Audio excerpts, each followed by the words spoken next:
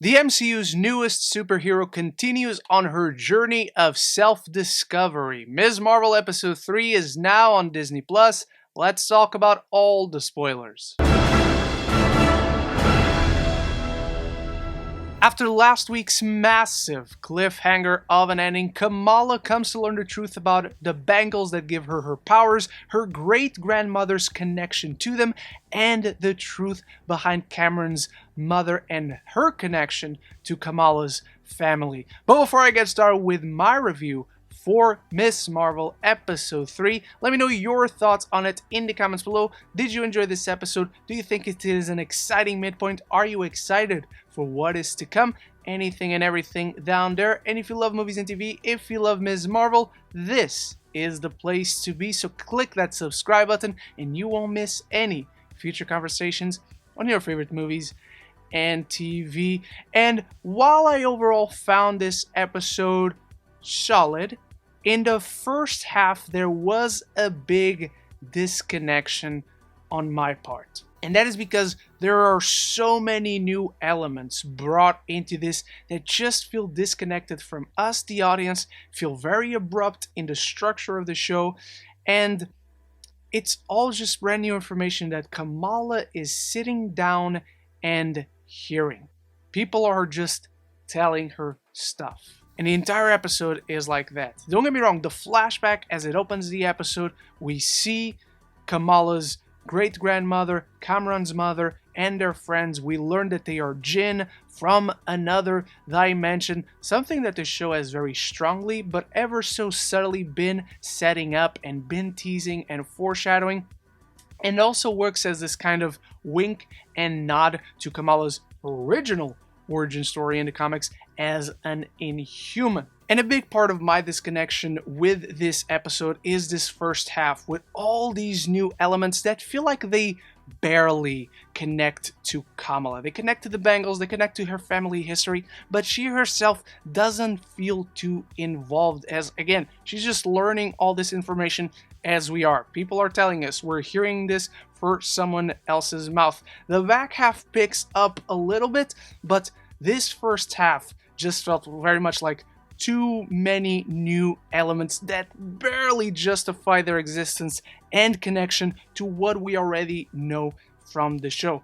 The flashback itself is nice, it's interesting, but again, there's just a disconnection between everything that is being brought into the show that is new for us, the audience, and I feel for Kamala as a character. It feels very much like Kamala is just there and she's reacting to things happening around her, but she's not playing an active part in how things develop for the most part.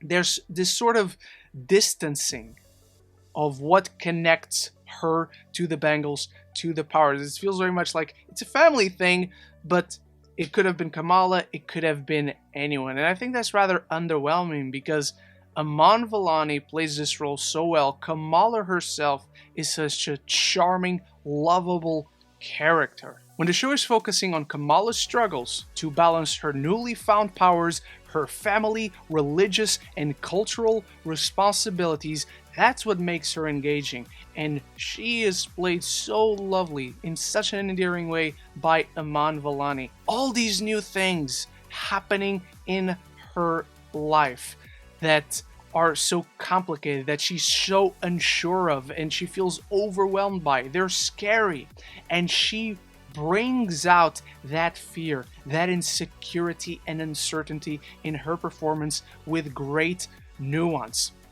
Should she trust these new people? Should she trust her family with the secret that she's keeping now that she has powers and all that? There's this lovely scene in her house filled with people celebrating her brother's happiest day in his life, and she still feels like the odd girl out because she's carrying these uncertainties, this guilt of keeping a secret from her family, to the point where she confides in the member of the mosque, trying to ask for advice if they should trust this new superhero that is actually fighting for them. And when she asks if this superhero could be good, he says that good is not a thing you are, it's a thing you do. And that's so profound and affects her in such a profound way. I wish the rest of the episode kept this as a through line, because when it comes to the wedding, the style, the energy, the vibrancy of the show is so much felt and seen on screen with a banging score, a banging soundtrack that eventually leads to Cameron's mother and her compatriots invading the thing, which is a twist we should have seen coming a mile away. And again, there's such a vagueness to their motives to do this. First and foremost, if they're going to turn evil, just turn evil. The first half of the show has this very pleasant, very friendly conversation, but then when Kamala just asks for more time, she doesn't say no. She just asks, hey, let me just think about it a little bit more. She just quickly turns and it's all evil. But we're not even sure what their intentions are. Are they going to kill Kamala? Do they just want the bangle to get them home? What are the repercussions of this? What are they willing to do? What are their limits? So it's an action sequence that focuses on character, that is very well choreographed, it's very well shot, very creative, where they understand that Kamala does not have the most secure abilities in her power. She can't quite control them, but she uses the lessons that she's been learning throughout these first 3 episodes, and her bravery comes out, and she showcases that. The show doesn't forget who this character is thus far, what she is learning. It uses that to influence the style and creativity of the action. But as far as the potential tension that could come from this action, it's just not there. Because there's just too much vagueness when it comes to the motivations of these villains, who are very unmemorable. They feel like foot soldiers, but they appear to be the main villains of this show, to the point where even Cameron goes against his mother. And I think it could be interesting if we eventually learn that this was all a ploy for Kamala to trust him and he's going to turn on her as well. But it doesn't seem like that's going to be the case. So everything about this action sequence, the latter half of the episode, it looks great, but the drama in it, it's very scarce. To the point where it abruptly ends very suddenly with damage control barging in. I don't know how they knew what was going on, where it was going on.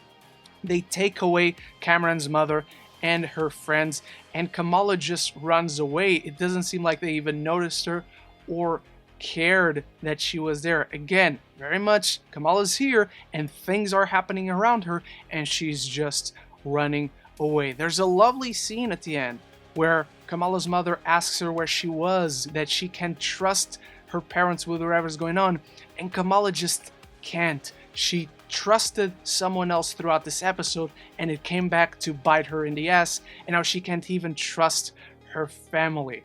Which, there's a great ending scene as well, carrying on that dramatic through line of her grandmother also saw this vision that she did with the train and all that, and now she has to go somewhere, to India or Pakistan, I'm guessing. It's an episode that ends in a way that's clearly setting this show off to a new level, to a new setting, to a new understanding of stakes, to a brand new dynamic that still includes that family drama that enriches this show so well.